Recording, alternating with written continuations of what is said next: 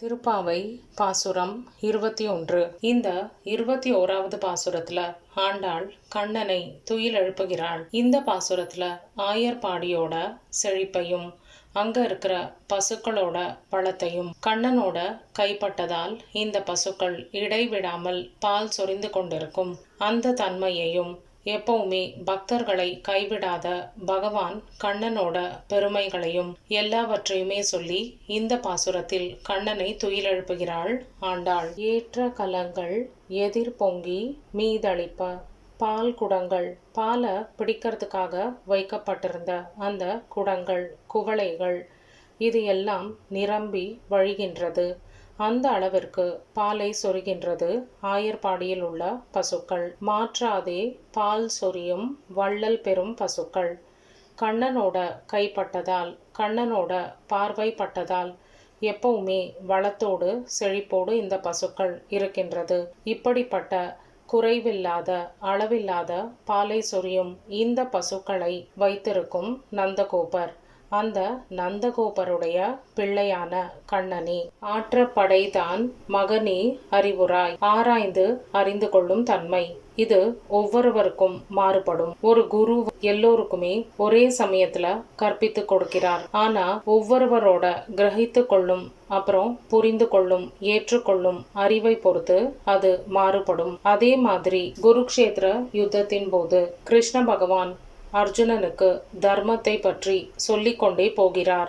முதலில் திணறி போனான் அர்ஜுனன். இது எல்லாம் நான் எப்படி கிரகித்து கொள்வேன், இதையெல்லாம் நான் எப்படி ஞாபகம் வைத்துக் கொள்வேன் அப்படிங்கிற அளவுக்கு கிருஷ்ணர் தர்மத்தை பற்றி விரிவாக சொல்லியிருக்கிறார் கீதையாக அர்ஜுனனுக்கு. இப்படி உலகத்திற்கே போதித்த, இப்படி உலகத்துக்கே ஆசானாக விளங்கும் அந்த பரந்தாமனுக்கே இங்க ஆண்டாள் வந்து மகனே அறிவுராய் அப்படின்னு தன்னோட தனித்தன்மையாக அந்த பகவானிடத்திலேயே அறிவுறுத்துகிறாள். ஊற்றம் உடையாய் பெரியாய், வேதங்களில் எல்லாம் உறைந்திருப்பவனே, அந்த வேதமாகவே இருப்பவனே, வேதத்தோட உள் பொருளாக விளங்கும் பகவானே, முதல்வனே, உலகினில் தோற்றமாய் நின்ற சுடரே.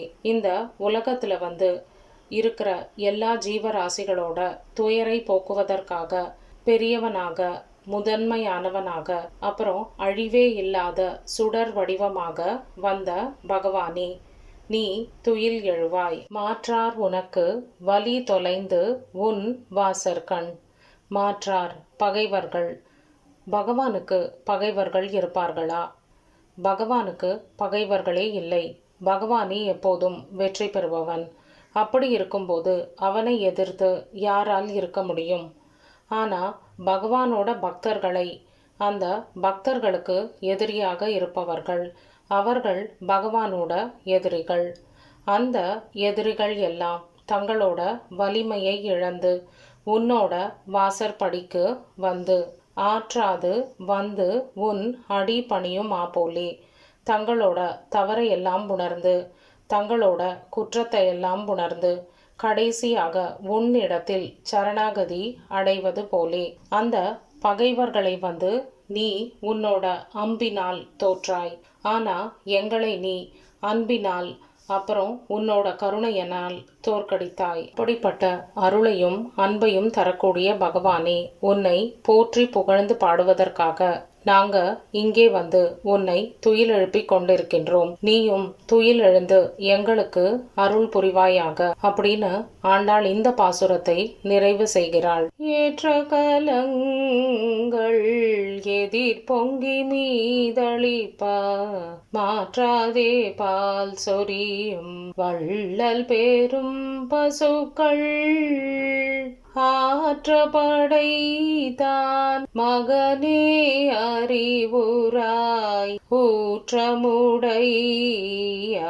பெரியாய், உலகினில் தோற்றமாய் நின்ற சுடரே துயிலெழாய். மாற்றாருனக்கு வலி தொலைந்துன் வாசற்கண்.